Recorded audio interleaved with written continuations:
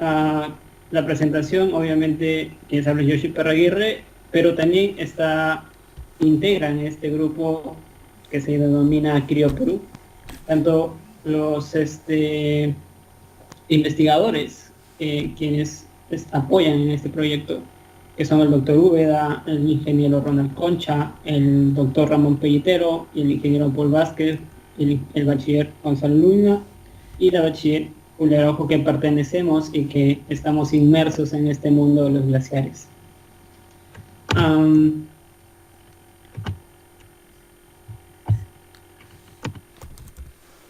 Básicamente el día de hoy voy a hablar sobre un trabajo que hemos presentado en el EU, que es la Unión Europea en Geociencias, en el cual hemos presentado sobre justamente este tema de reconstrucciones glaciares y paleoglaciares y reconstrucción de la paleotemperatura.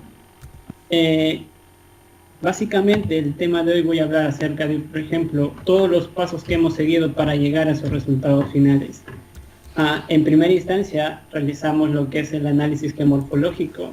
Tenemos que elaborar cartografías geomorfológicas y dataciones cosmogénicas para saber cuándo han ocurrido esas fluctuaciones glaciares, y a partir de ellos realizar, por ejemplo, el cartografiado de los glaciares actuales y cartografiado de los paleoglaciares. Es muy importante en segunda instancia modelar el balance de masa, que en los Andes peruanos no hay mucho en realidad, pero por ejemplo en el caso del Nevado Artesonrajo contamos con datos proporcionados por el ANA, que le hemos podido modelar y trabajar, y que en su momento ustedes van a entender por qué se da este paso. El tercer punto consiste ya en sí en lo que es las reconstrucciones 3D de las superficies glaciares y paleoglaciares, utilizando los modelamientos GLAPTOP para glaciares actuales y el modelamiento numérico GLARI para paleoglaciares. En cuarto paso, lo que nos permite justamente estas reconstrucciones en 3D es estimar la línea de equilibrio, que voy a dar una definición muy sencilla en realidad, que no es nada compleja, que nos permite en este caso reconstruir la paleotemperatura.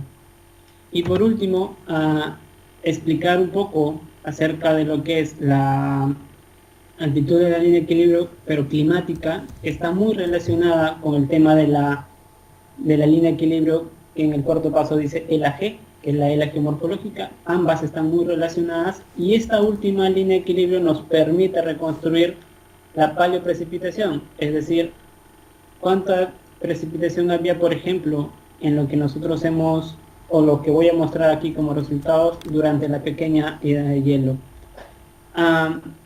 Bueno, empecemos.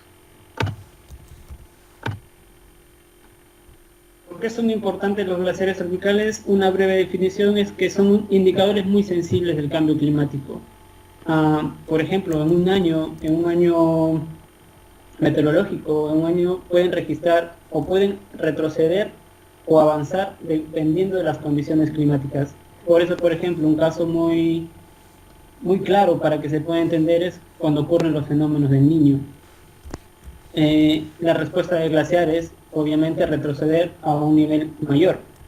Y cuando ocurre el fenómeno de la Niña, por ejemplo, su respuesta es favorable porque las condiciones son así. Pero viéndolo desde el aspecto social, los glaciares tropicales cumplen una función muy importante, ¿no? Que son reservas de aguas sólidas, que son muy importantes para el Perú, porque el Perú es una zona, presenta, por así decirlo, creo que todo el mundo acá lo sabemos, ¿no?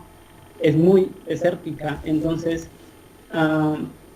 la población obtiene el agua que utiliza para su economía, para su día a día, para beber, pero en mayor parte provienen de la fusión de los glaciares tropicales.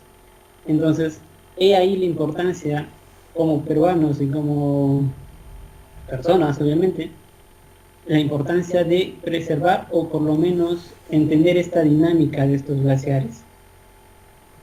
Que obviamente desde a mediados del siglo XX se está acelerando, ¿no? Y en las últimas décadas más aún.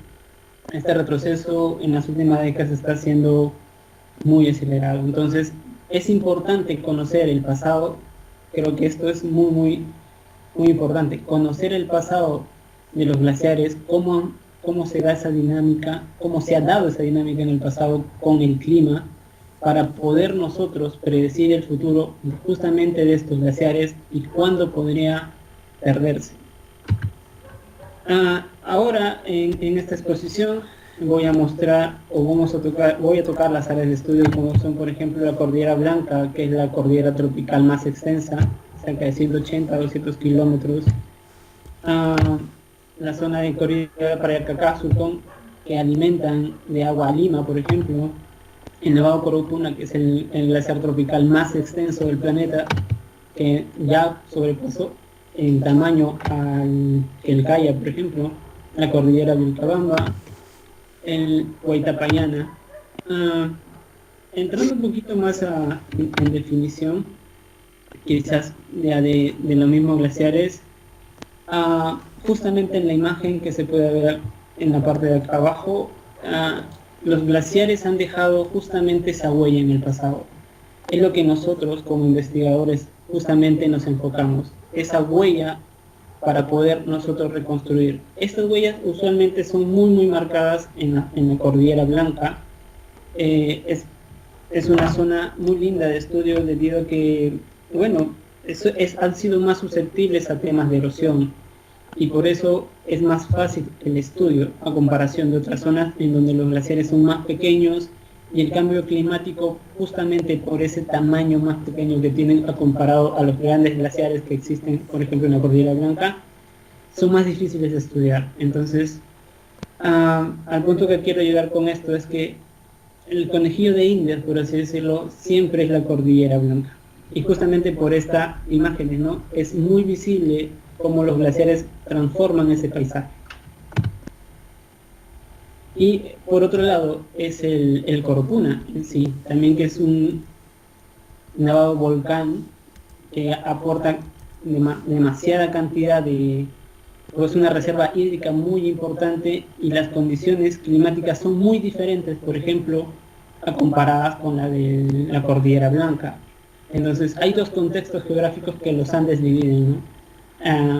Por ejemplo, hacia el norte, en Cordillera Blanca, la precipitación es muchísima a comparada de lo que ocurre por ejemplo, en el Corupuna. En la Cordillera Blanca tenemos precipitaciones llegando a los 1900, 800, hasta los 1000 en mejor de los casos, y hay masas glaciares muy buenas, muy bien preservadas, como por ejemplo el Huascarán. Pero, por ejemplo, ¿qué pasa en el Corupuna? En el Corupuna tenemos precipitaciones que a lo mucho, en el mejor de los casos, llega a 700. Okay. Al punto que quería llegar, o bueno, que estaba mencionando para los que recién por así decir, se conectan, es que en el territorio peruano, los Andes justamente dividen una zona geográfica distinta. En la Cordillera Blanca hay glaciares muy potentes, como el Huascarán, por ejemplo, pero donde la precipitación es muy alta, que llega incluso a los 1000 milímetros. Pero en el Corupuna, por ejemplo, en la zona de Arequipa, es muy desértico, es árido, y la precipitación a lo mucho llega, en el mejor de los casos, a 700 milímetros. También se preservan, por ejemplo, como el caso del Corupuna, glaciares muy potentes. Y entonces ahí entra la pregunta, ¿no? ¿Por qué hay esa diferenciación y por qué en el Perú existen estos glaciares tropicales en abundancia, que son el 71% de los glaciares tropicales en el mundo?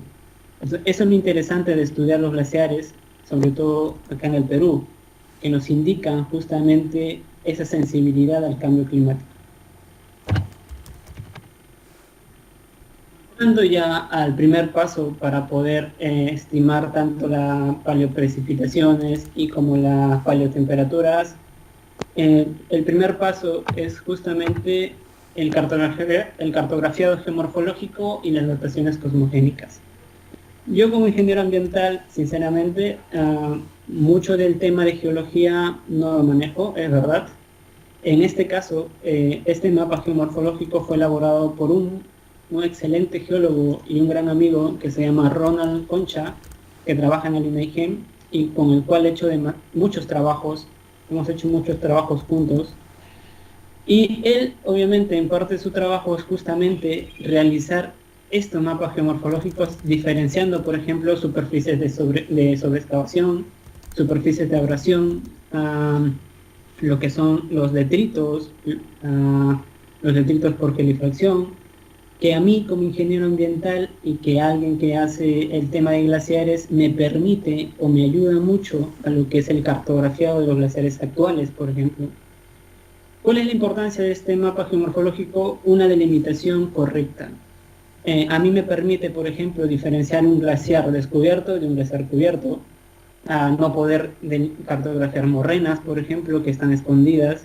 Entonces, un mapa geomorfológico es muy importante en este caso para poder obtener una mayor precisión en cuanto al área glaciar que una zona o una cuenca presenta. También, por ejemplo, permite identificar, como en estos casos, la cabecera de los círculos glaciares, las zonas de escarpe de deslizamiento, las zonas de drenaje o las zonas de donde están fluyendo los glaciares actuales. Entonces, el mapa geomorfológico en ese sentido es muy importante, es el mapa base para nosotros poder reconstruir y poder obtener los mejores resultados. El otro punto es justamente saber cuándo han ocurrido estos eventos. Nosotros necesitamos saber, por ejemplo, supongamos en la cuenca Yanganuco, tenemos varias morrenas que significan que los glaciares han estado avanzando, retrocediendo en muchísimos eventos. Nosotros nos interesa saber justamente cuándo ha sido el último evento, porque es el último evento llamado la pequeña edad de hielo. Y para justamente saber de esa fase fría es que necesitamos realizar dataciones cosmogénicas. Estas dataciones cosmogénicas miden la cantidad de un isótopo, la cantidad de isótopos en la superficie de una roca, que básicamente permite determinar la edad a la cual ha estado en años expuesta esa roca, justamente en el lugar que nosotros le hemos encontrado. No existe otro medio, no existe otra manera que esa roca haya sido depositada en esa cresta morrénica sin que no haya sido el hielo, la masa glaciar que haya transportado, porque son rocas inmensas, son rocas muy grandes que ahorita van a ver en fotos, que obviamente el humano, ni el agua, ni la lluvia han podido transportar. Entonces, como aplicación para poder estudiar la radiación cósmica y obviamente los isótopos, es justamente por eso, ¿no? Porque permite registrar la edad que ha sido expuesta, especialmente los cambios climáticos. ¿Por qué? ¿Por qué cambios climáticos? Justamente si una roca se encuentra en una morrena distal, significa que el hielo ha avanzado, la masa glaciar ha avanzado y la ha puesto ahí. Me está diciendo que ha respondido a un cambio climático de temperatura y de precipitación. Pero también estas dataciones me permiten estudiar justamente retrocesos glaciares a través de los lechos rocosos pulidos. Cuando el hielo obviamente deja la roca, deja unas estrías, ¿no? Y estos lechos rocosos pulidos nos indican justamente eso. Entonces nosotros datamos esas dos zonas, tanto bloques morrénicos y también lechos rocosos pulidos. Bloques morrénicos nos indican avances y los lechos rocosos pulidos retrocesos. Y así hemos realizado nosotros para distintas zonas, en Panecaca, en Hualcán, en Coropuna, usando dos isótopos que a la actualidad son de mayor confianza. El de mayor confianza a la actualidad es el de berilio, el isótopo de berilio 10, y también hemos realizado con cloro 36. Esto es lo que les estaba mostrando. Por ejemplo, en la parte superior izquierda, que es un bloque morrénico transportado obviamente por una masa glaciar, a la cual la datamos en la zona de Volcán, el lecho rocoso pulido en la zona baja, y por ejemplo, las dos imágenes del lado derecho, tanto superior e inferior, indican dos cosas. Nosotros cuando calculamos en las fórmulas para poder calcular la edad a través de los isótopos, nos pide justamente los intervalos de declinación con respecto al horizonte. Son unos factores de corrección para obtener la edad precisa. Y del mismo modo, por ejemplo, las pérdidas por erosión o pulimento glaciar, si encontramos eso en las rocas, simplemente no tomamos muestra de ahí. Básicamente esa foto era para mostrar cuáles son los bloques que nosotros no datamos cuando presentan justamente esos, esas características. Bueno, y esto es algo de lo que ya les venía diciendo, ¿no? Los criterios para seleccionar que los bloques morrénicos deben estar localizados en las crestas de la morrena para evitar procesos de enterramiento y exhumación, y obviamente que demuestran que han sido transportados por grandes bloques de hielo, ¿no? Y los lechos rocosos pulidos deben conservar justamente el pulimento glaciar y estar también obviamente en posiciones elevadas. De esta manera nosotros obtenemos justamente dataciones cosmogénicas de isótopos de berilio 10, por ejemplo, o de cloro 36. Por ejemplo, este es el caso de Hualcán. Para nosotros es importantísimo, por ejemplo, porque nos indica que la pequeña edad de hielo ocurrido hace más o menos 600 o 400 años. Y hace un ajuste. Ya nos podría quizás extrapolar y comparar, por ejemplo, con otros estudios que han hecho de liquenometría, por ejemplo, o de testigos de hielo que hizo Thomson en el Huascarán, y que se han ajustado perfectamente. Entonces, esas metodologías, por ejemplo, la extracción de testigos de hielo, de liquenometría, son complejos, costosos, y en cambio, esto de las dataciones cosmogénicas, ir a recoger bloques de morrénicos y de lechos, es más sencillo, el proceso es más sencillo, la verdad, es menos costoso que esos ambos procedimientos, y estamos demostrando, por ejemplo, que a través de estos estudios son confiables y se ajustan mucho a data directa, a data más sofisticada. Bueno, acá en esta gráfica que estoy mostrando, que es de Hualcán, cerca de la laguna 513, por ejemplo, el último avance ha ocurrido hace 600, 400 años, los Younger Dries ocurrieron hace 13.000 años, los Older Dries hace 17.000, la última máxima glaciación hace entre 26.000 y 29.000 años, y el máximo glaciar, el ciclo máximo de la glaciación, entre los 131 y 61 años.